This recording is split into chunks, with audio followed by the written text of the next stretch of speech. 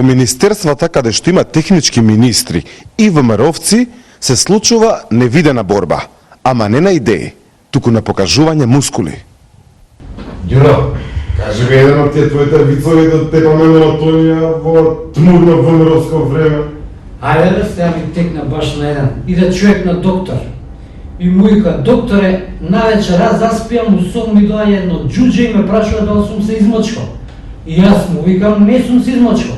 Па што чекаш, му вика, џуџето измочкај се во гаќи. И јас вика го пушти во гаќи. И така вика 3 вечери поред.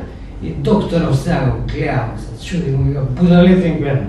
Абе, кој ќе ти дојде џуџето навечер во сон и те праша дали си се измочкал, ти кажи му, си измочкал и решен проблем.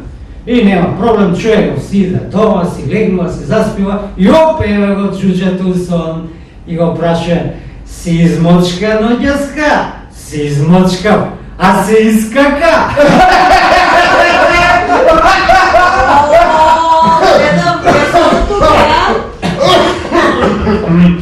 Што правите, бе, колеги? Па културно е, бе, кога ќе влезам, бар здраво да кажете, до вчера у иста канцеларија бевме, шо е работа? Еј, малов цигани, кажете здраво, бе, шо е проблемот?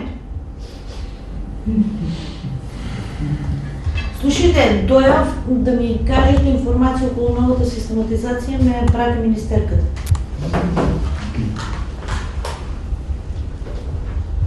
Гледам синхронизирано против мене, а? Кажете бе, што е проблемот? Ало, не ви дојдов дома на гости, дојдов да ве прашам службено околу новата систематизација. Ало? Да, веднаш ќе дојдам. Ме вика стариот министар. Еве ќе ме згадиш па ти, е? Ало? Да. Веднаш. И мене ме вика, стариот министар ме вика. Поздрави. Ало. И јас сега што правам тука? Дојдов да прашам. Бираш погрешно друштво. Ова никогаш нема да ти го заборавиме. Ставено си во тефтер. На парчиња ќе те рендаме. После 24 април ќе зажалиш што си се родила.